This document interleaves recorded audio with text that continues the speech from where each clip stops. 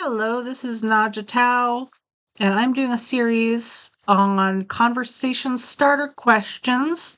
Today I have a classic philosophy question from conversationstartersworld.com. And that question is free will real or just an illusion? And I've had this debate many times before, or feels like I've had this debate many times before, and it doesn't ever go well, mainly because most people believe in free will, and I've traditionally tended not to believe in free will. I have never heard a good argument in favor of free will. I plugged into Google Gemini, give me an argument for why free will exists. And you know what Google Gemini told me? Google Gemini told me the same thing that I hear from people. It's that I feel like I make these choices. I feel like I have free will. Well, uh, I don't like this phrase too much, but it's true. Feelings aren't facts. Um, I had this really narcissistic roommate, and she just believes that people persecute her because she's like so awesome and people are jealous of her. She doesn't think that her toxic behavior harms people and has consequences. So that's one example of I feel like it's true, so it must be. Another example of how what you feel might not necessarily be true is how there's a whole huge branch of therapy called cognitive behavioral therapy that's basically based off of the idea that you're thinking for a lot of reasons, especially because of strong emotion, your thinking gets warped. Your thinking gets irrational. And we need to go in there and correct the way that you think about certain situations in life. So that's another example of how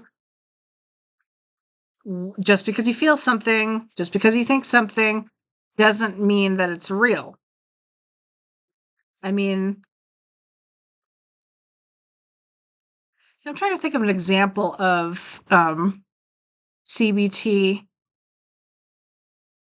So you might be really socially anxious and you might say, "Oh, I'm not going to that party because no one likes me.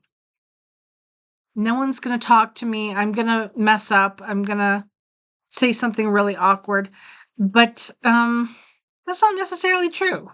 That's not necessarily reality. But you could feel that way so strongly. You could feel it so much that you believe it's a prediction of the future. Can't predict the future, can't always trust your feelings about what's real. Um, and I have a diagnosis of schizophrenia. And let me tell you, I don't think that neurotypical people, let me scale that back. I don't think people who don't have a psychotic mental illness appreciate just how delicate and frail this is, how your perceptions hinge on like a very finicky piece of meat in your skull. People don't appreciate how easy it is to be wrong about things most people take for granted, like what I see, what I hear, what I smell, even. You can't know until you experience it just how frail your perceptions are. Um, I mean, you can know in theory, but I'm starting to ramble. So I took a lot of notes, so I might be looking off to the side to consult my notes. I made a YouTube channel a couple years ago, and it was of book reviews, and I had really wanted to get every little thought that I had about the book into the video. But then I realized, well, that just makes me freeze. And so I can't do that again. I don't want to do that to you. I want to stay interesting. I want to stay on topic and I want to stay relevant. Um, so I'm going to try to avoid leaning too heavily on my notes. But I've been clicking on cats, as you can see here. I've got 85 cats. Last time I was at 50, but it's starting to get harder. Um, Starting to get a little tricky. Here's a cat. And I've still got about, halfway to go. Well, there's one. Um, so here's why I think free will could be an illusion. There has to be like some kind of physical, technical structure that would allow free will to take place. And I've heard an argument for that, and I'll get to that in a minute. But um, free will could not exist because thoughts are transmitted as electricity through neurons. And electricity is just the flow of electrons, subatomic particles, and um, electricity and the structure of the brain is just these subatomic particles interacting with each other in this predetermined, well, not predetermined, this deterministic cause and effect relationship. So this subatomic particle moves this way and hits that subatomic particle, and it goes that way and it causes this. It's just a very natural law of karma kind of deal. And so we know that stuff like brain damage happens. And we know that the structure of the brain determines your thoughts and emotions and ultimately your choices in life. Mental illness is a thing, schizophrenia is a thing, bipolar disorder is a thing. When you get dementia, it can change your whole personality. Your brain now is different than when what your brain was like when you were an infant. So that's the argument against free will. The choices you make are just electricity flowing in your brain and the chemicals and other subatomic particles in your brain in your brain flowing around. Um, uh, oh, the room turns a different color when you select all the cats, maybe. Interesting. Um, so yeah, I mean, that's the deterministic point of view. Um, there's, I mean, yeah, there's one argument that I've heard that's half decent in favor of free will. And I don't think it was made specifically to prove that free will exists, but the idea is that the mind is separate from the brain. The mind exists somewhere else, and the brain filters the mind so that it can exist in this reality, this simulation, or whatever it is. But if that's true, even then, the physical structure of the brain would filter what's possible for your perceptions. So you'd still be kind of limited by that. Your responsibility would be kind of limited by that. Um, but is that a cat?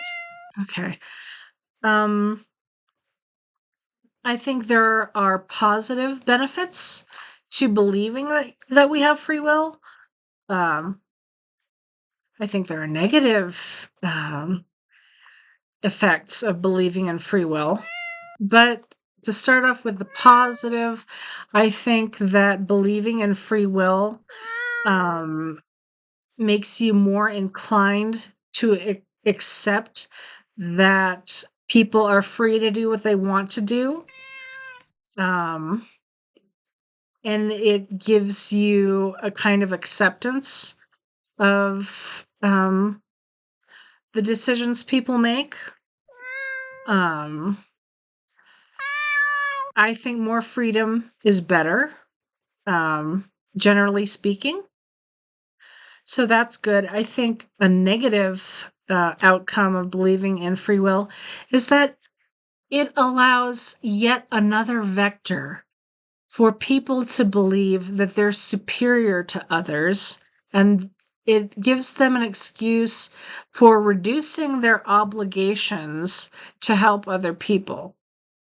And I think almost any time you give people the opportunity to think of themselves as superior and to reduce their obligation to help other people, they will take that.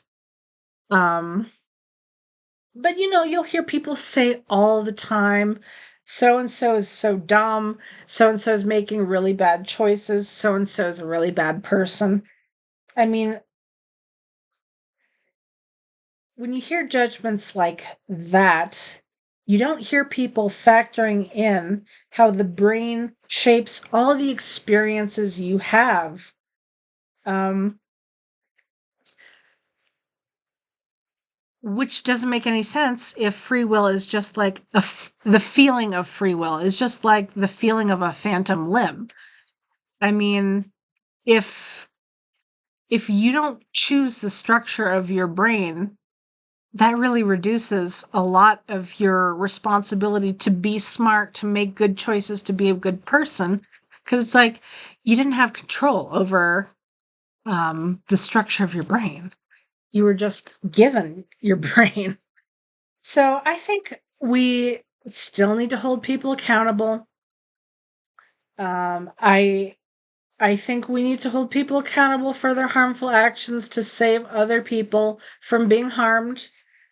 But maybe we should just have some humility and some compassion and realize that no one chose their biological makeup.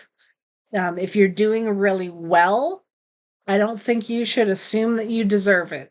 You didn't earn your brain. You don't deserve your brain. It was just given to you. So that's my rant.